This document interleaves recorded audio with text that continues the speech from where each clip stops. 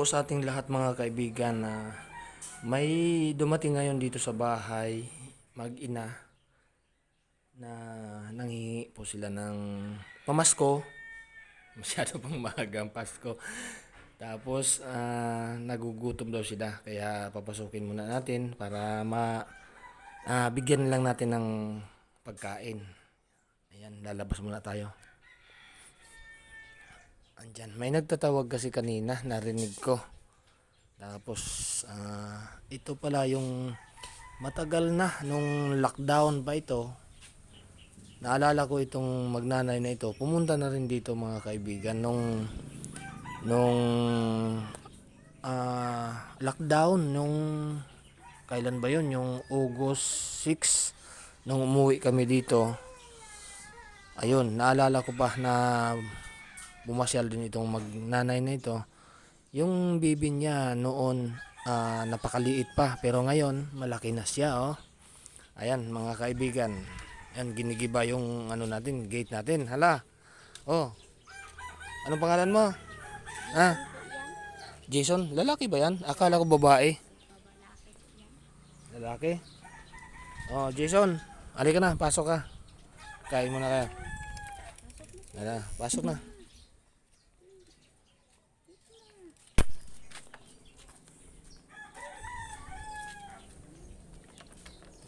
Ganda ng gate natin. Ayan, pasok kayo, pasok. Ayan, Jason. Jason, ba't wala kang short? Nabasa ang short? Ayun. O, sige na, pasok na. Nakasarado yung kuan, hindi makalabas yung ano natin, mga alaga.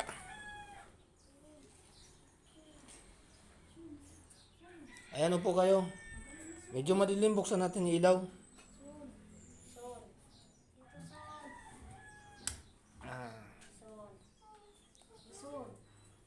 Ayan, paupuin mo yung anak mo dyan.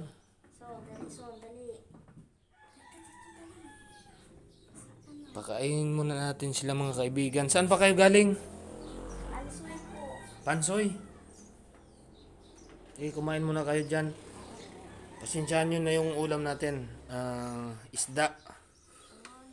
Tangigi. Isdang tangigi. Kaya lang, isang hiwa lang siya. Pero makapal naman na hiwa mga kaibigan. Pero malasa yung isda na yan, tangigi. Yan. Kain muna kayo.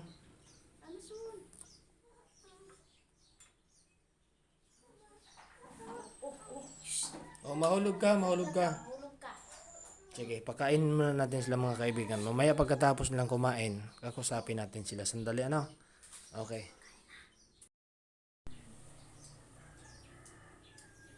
Ilang taon na yung bibi mo? Pakilakas. Ilang taon? 3 taon? Ang hina ng boses mo. Sa labas kanina, malakas. Sige, kain lang kayo, kain. Dito lang ako.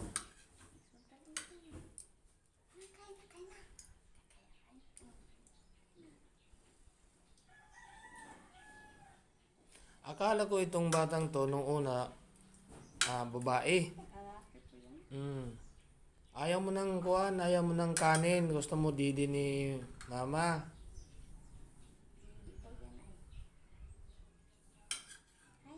Tatlong taon na siya.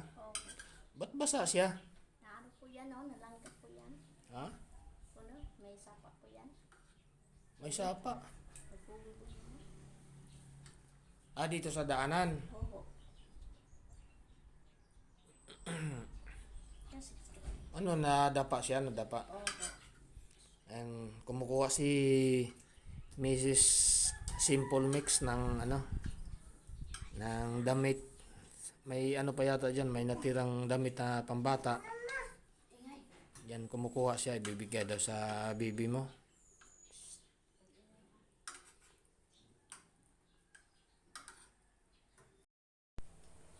Ayan po mga kaibigan, habang kumakain sila.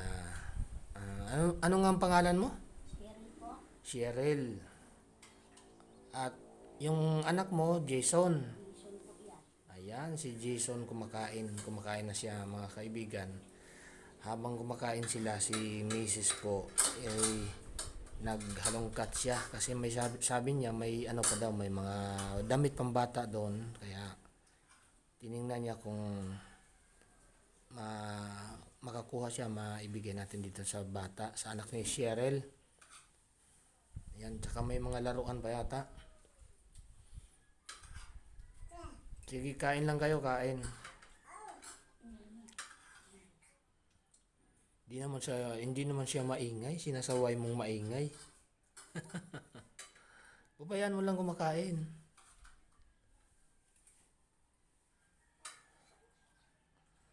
Ayan po mga kaibigan. Pangalawang bisis ni Cheryl pumunta dito sa bahay, no? Pangalawang bisis. Tapos sila Manang noon, nadaan na rin sila Manang noon, minsan nadaan sila dito. Tsaka yung asawa niya. Ayan po, dito po natin pinakain sila sa loob ng bahay mga kaibigan. Kasi yung lamisa natin sa labas, ipinasok ko doon sa likod ng bahay. Kaya dito natin sila sa sala pinakain. Yan. Ito po yung loob ng bahay natin mga kaibigan. Hindi pa, dami pang ano dito ayusin, marami pang gagawin dito. Kaso wala na tayong pera, wala tayong budget. Papakita ko lang sa inyo yung salas namin.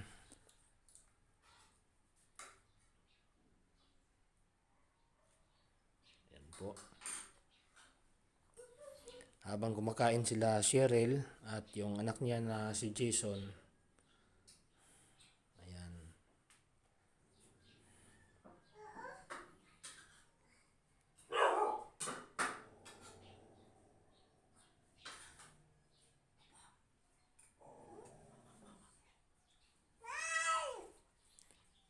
Medyo mainit na ngayon sa labas mga kaibigan. Ang oras natin ay 9:30 ng umaga. Yun nga, nasa likod ng bahay ako kanina. Tapos may narinig kong tumatawag. Paglabas natin, yun pala sila yung dati na pumunta dito, si Cheryl, tsaka yung anak niya, napakaliit pa noon nung pumunta dito. Ano pa lang, months pa lang siguro. Ilang buwan ba yung anak mo nung pumunta kayo dito? Ilang buwan? Limot mo na. Pero sa tingin ko, siya mga nasa 4 na buwan lang. Nasa 4 na buwan lang. Ano? Ha? Ilang taon ka na ngayon? Ayan. Yan mga kaibigan. Nasa 4 na buwan lang siya nung napasyal sila nung una dito. Ayan, antayin natin si Mrs. kasi naghahanap siya ng mga pwede nating ibigay kay Cheryl. Ayan po mga kaibigan, tapos na po silang kumain. Kaya kausapin nga natin sandali. Konting minuto lang, Cheryl, no? Ayan, ano pala, yung asawa mo pala hindi sumasama sa'yo? May sakit pa rin yung asawa mo. Di ba nung unang punta mo dito, sabi mo may sakit? Ano bang sakit niya? Hapo po. Hapo. Ibig sabihin sa Tagalog, hika. Ano yun? Ilan ba ang anak niyo? Dalawa lang po. Dalawa lang. Ano yung panganay? Babae po. Babae. Tapos ito lalaki, si Jason. Ayan po siya, naglalaro mga kaibigan. Yung pangalawang anak ni Cheryl. Ano bang pangalan ng asawa mo? Badong po. Balong. Badong. Badong. Anong oras kayong umalis ng Pansoy? Buntag pa po. Buntag. Maaga. Oho. Maaga pa, wala pang araw. Umalis na kayo dun. Oho. Bakit? Naglalakad lang ba kayo? Oho. Medyo malayo din yon pero naglalakad lang kayo. Karga-karga mo si Jason. Oho. Ayun mga kaibigan, kawawa rin naman sila. Dumating nga po dito sa atin, mukhang ano talaga, napapagod tsaka nagugutom. Kaya siyempre sa ating mga kababayan na nangangailangan, nagugutom, pakainin po natin. May ano naman tayo, may kunting pagkain pa kaya pinapasok natin sila. So ito mga kaibigan, tapos na po yung ano, nakahanap si Mrs. Simple Mix ng ano, ng maibibigay. Yung tawag dito, ano ba ito Han? Damit. Laruan to, laruan.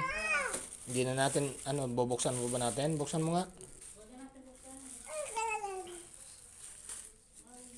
Tsaka ito, damit. Itong damit, huwag mo nang buksan. Pakita natin yung kuan, yung ano bang laruan yan?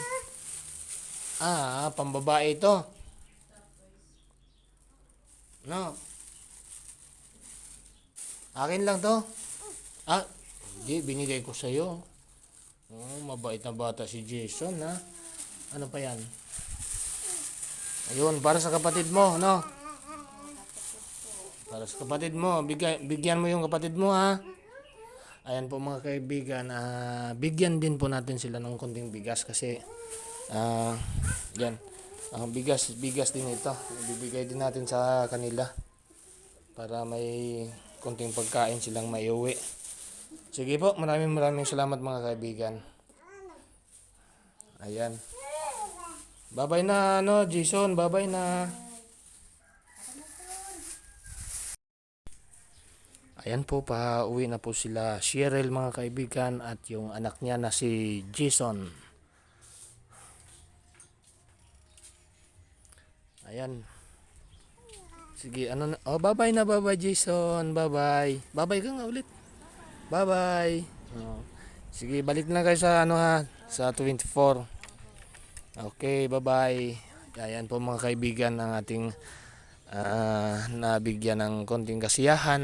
Sana nabigyan ko rin kayo ng kasiyahan sa umagang ito. Ayan, maraming salamat. Thank you sa inyong panonood. God bless po sa ating lahat. Magandang umaga po.